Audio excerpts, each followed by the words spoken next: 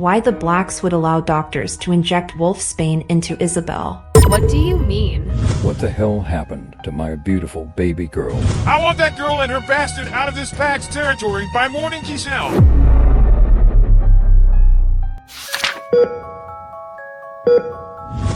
Isabel and I sat in Alessandro's hospital room as we watched him sleep. Michael, Jermaine, and Genevieve had already visited and left. I had also apologized to Izzy for my behavior the other day. I was just angry and I took it out on her when I should be snapping her father's neck, but I'll let that stay for now. I also noticed that since Isabel shifted, she looks more like a 16-year-old now. Her body is maturing into a young woman, thanks to the help of her wolf. Jermaine has also been teaching her everything she needs to know. The doctor says Alessandro's condition is improving, his vitals are stable, his breathing is back to normal, and he doesn't look as pale as he did before, so he may be able to wake up any day now. I could tell that Isabel blamed herself for his condition, and I have told her many times before that it wasn't her fault, but I know the person she needs to hear that from is lying unconscious at the moment. I wish he would wake up soon. I miss my baby boy so much. I feel empty without him. Besides, his uncle's wedding is in less than a week, and his best man is in a coma. Michael and Genevieve wanted to push back the wedding date, but I told them they will be doing no such thing. I know my boy will wake up in time. Another reason why Michael wanted to push back the wedding was that they had originally planned on keeping it on the lake. But Keyshawn had a bitch fit after I beat the shit out of his asshole father, and said that after Alessandro woke up, he and I couldn't stay anymore, which caused Michael to get hella angry. He was even about to give up his beta position. That was before I talked some sense into him. Our family has been this pack's beta since it was created. That's not a legacy to throw away because of a disagreement. So after drilling some sense into Michael, he calmed down. On the other hand, packed up my and Alessandro's belongings and booked us a double room at the hotel in town, then transferred him to the hospital there, as well with the help of the pack doctor, and that is where I am now. I will admit that I was upset over the fact that Keyshawn kicked me out after his father was the reason my son is in a coma. But after thinking about things logically, I realized I didn't care seeing that other than my family, Izzy, and Jermaine. I hated everyone else in that pack. Speaking of Jermaine, after I calmed down and wasn't on a murder path anymore, he had come to see me a couple of times, and we finished our conversation that was interrupted the day Izzy shifted. I wouldn't exactly say we're dating, we made out a few times, and that was it, but we decided to take things slow. Besides, even though he set us up, I still don't know how Alessandro feels about me and Jermaine. So I need his approval before anything can happen, and there's another reason for him to hurry and wake up. There's a knock on the door, then in walks Jermaine. Speak of the devil, and he shall appear. He smiled at me as he walked over, placing his hands on my shoulders. He kissed me on the cheek, then asked the same question he's been asking every time he visits. Any change in his condition? I shook my head as I mentally smiled, knowing the question before it was even asked. Other than his vitals, everything else is the same, I replied, looking up into his green eyes that seemed to draw me in each time I look into them. We stay like that for a few minutes longer than normal, but were brought from our dazed states by the clearing of a throat. We looked over at Izzy to see a knowing smirk etched on her lips. We haven't told anyone about us, but I think they've figured it out thanks to Jermaine with his constant PDA. I turned away, hiding my red face as Izzy laughed at my blushing state. How long have you known? Since like forever. See the way you guys look at each other when you think no one is looking? Besides, my brother is obsessed with PDA, so I think it's safe to say that everyone knows. Also, I saw you guys making out by the door once when Jermaine and I were leaving the hospital after a visit. Told you so. Jermaine jeered when he heard Isabel say everyone knows. I just glared at him, seeing as he's the reason for that. It doesn't bother me though that they know. It's not like we're married couples cheating on our spouses. A nurse came by the room to let us know that visitation hours will be up in a few minutes, so we said our goodbyes to the unconscious Alessandro, then head out. I had rented a car when I moved into the hotel, so it would be easier to travel instead of taking a taxi. Just as we reached the parking lot, my phone rang. Hello. Rosalind, I need your help. Jen, what's wrong? Everything. The caterers messed up the date of my appointment and the photographer backed out at the last minute. Plus, my period is late. It should have started 3 days ago. Don't worry, Jen, everything's gonna be okay. I'll come over and help you sort this out, and I'll stop by the pharmacy and buy some tests to find out if you're pregnant or not, okay? Okay. I hung up afterward. Wow, she is one hyper lady. If this is how she reacts now, what'll happen if she's pregnant? Poor Michael. I turned back to Jermaine and said, I'm coming back to the pack house with you guys, but I'll need to make a stop at the pharmacy first to pick some things up for Genevieve. He nodded as he opened my car door for me like the gentleman he is. We'll stop by the pharmacy with you so we can go through the front gates together when we reach the pack house. I don't want those guards at the gate trying anything if they see you drive up by yourself. I agreed, then started the car as he climbed into his black Ford F-150. I don't know why he needs such a big-ass vehicle. It's almost the size of a tank. I pulled up in the parking space of the pharmacy, hopped out of my car, and made my way to the door with Izzy and Jermaine close behind. I go to the women's section, as I call it, and pick up 3 pregnancy tests. Damn, baby, we haven't even been on our first date yet and you thinking that far ahead. Glaring daggers at Jermaine, I said, sorry babe, unfortunately, these aren't for me because you can't handle all this, then walked away, adding a bit more sway in my hips, leaving the stunned Jermaine behind as Isabel laughed, yelling, Burn! After paying for the tests, we leave the pharmacy. I laughed at Jermaine as he pouted back to his car because Izzy kept teasing him about what I said. We drove out once again, making our way to the pack house. As expected, the guards tried to block me from entering when they realized who was in the car behind Jermaine, seeing as I haven't come back since I left. After Jermaine threatened to have them all banished, they let me through, much to their dismay. Reaching the pack house, Jermaine and I went inside. Izzy spotted her friends and left as soon as the vehicle stopped.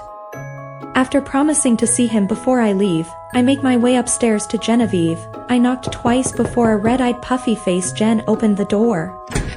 The waterworks began again as she saw me.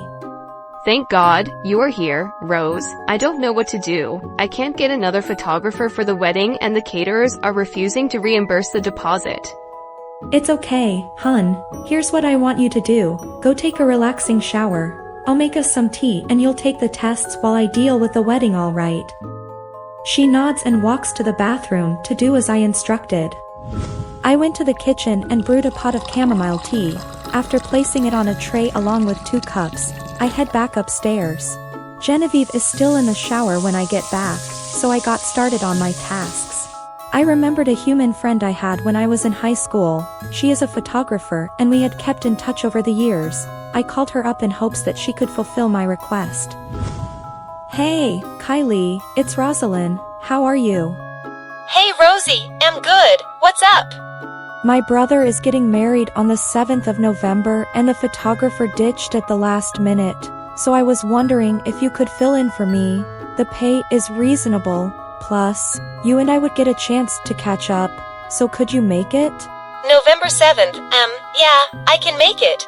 I don't have anything planned for that day. I'll fly out on the 4th, so I can get prepared and you don't have to worry about the pay. I'll do it for free, thinking of it as a wedding gift to Mikey. I can't believe my little boy is all grown up. Thank you so much. You are a lifesaver. I'll pick you up at the airport when you reach. Just text me the info. Okay, I will. Bye. I called the catering company next, and after threatening to get my so-called lawyers from Wall Street involved and suing them for everything they've got, they agreed to send back the deposit. At times I scare even myself. Genevieve stepped out of the bathroom in yoga pants and one of Michael's sweatshirts. Minutes after I hung up the phone, I handed her a cup of tea as she asked if I made any progress. Well, I asked an old friend of mine and Michael's to be the photographer and she accepted. She also said she'd do it for free as a wedding gift to Michael, and you can expect the deposit by tomorrow. She choked on her tea as she stared at me wide-eyed in shock. Oh my God, Rosalind, you are the best. I've been trying to get those thieves to send back the money while trying to find a photographer for hours, and you did it in mere minutes. Are you secretly a sorceress or something? You wouldn't like to know. Now for the final task of the day, I say, going into the shopping bag to take out the pregnancy tests. I could feel the nervousness wash off her in waves. It's gonna be okay, Jen. You may not even be pregnant. It's not abnormal for a woman's period to be late. And if you are pregnant, I know Michael would be ecstatic. He loves you with all his heart and he'll love a baby just as much. I reassured her, handing over the tests. Nodding, she enters the bathroom once again. A minute later she comes back and sets the timer on her phone for 3 minutes.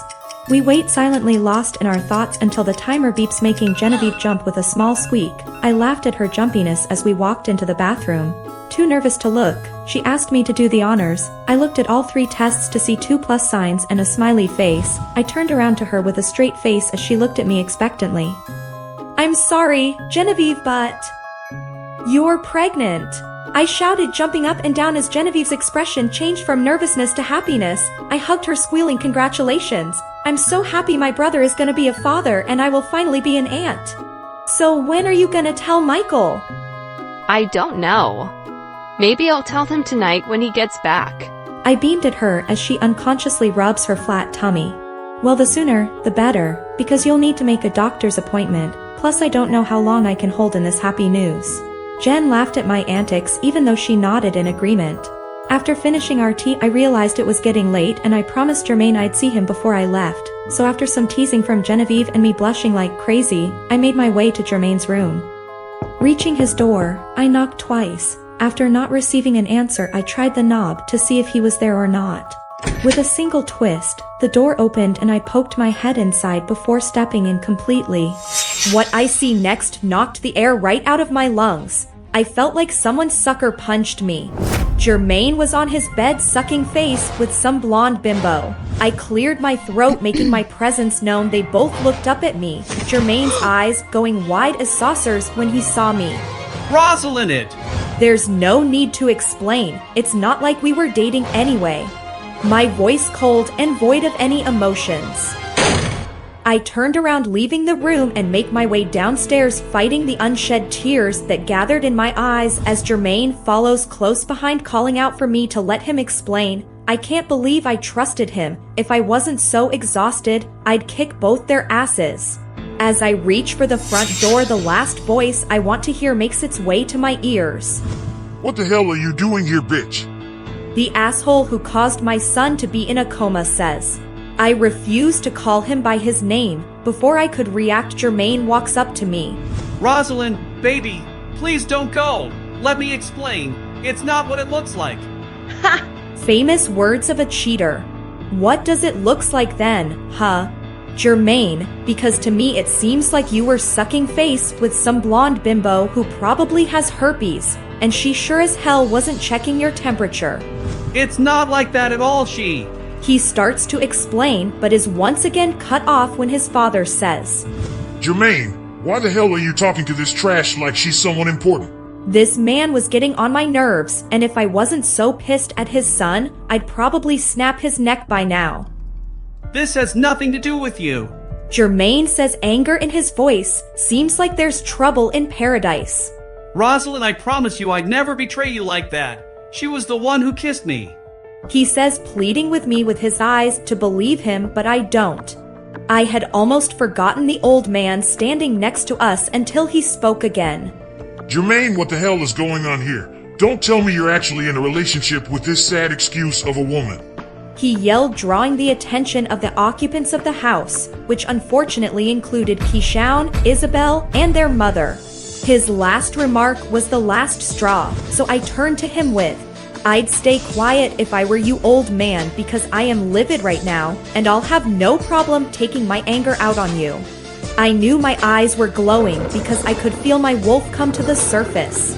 You can try if you won't, just know you'll never leave this territory alive. He shot back. At this, I lunged at him only to be pulled back by muscular arms. I looked behind me to see Jermaine wrapping me in his arms. My wolf calmed down some, but I was still flaring. Rosie, baby, listen to me, okay? Just block everyone out. They aren't important right now, especially him. I turned away from him because I couldn't bear to look at the face of the man who betrayed my trust. Look at me, Rosalind, please. Trying to pry his arms from around my waist, I say, why should I? So you can look me in the eyes and lie to me? His grip loosens for a second, and I took that as my opportunity to rip his arms from around me. I rushed to the door, swinging it open to leave, but the ringtone of my phone halted my steps. Hello, I answered. Is this Miss Rosalind Parker? Yes, I am. Is there a problem? You need to come down to the hospital right away, ma'am. It's regarding your son. I'm about to ask what's wrong with my baby when the line goes dead. I look at the phone to see my batteries have died. Fuck. I cursed, running out the door to my car. Rosalind, wait! I don't have the time to argue with you right now, Jermaine. Something's wrong with my baby boy, I say as I drove off down the dirt road leading to the gate. The assholes at the gate see me coming and take their sweet time opening the gate, so I slam the car into it, sending them flying into the hedges. I'm a bit shook up myself, but I don't care about that now. Something's wrong with my son and I need to get to the hospital. All sorts of scenarios run through my head as I think of what could be wrong. Sending a silent prayer to the moon goddess, I speed towards the hospital.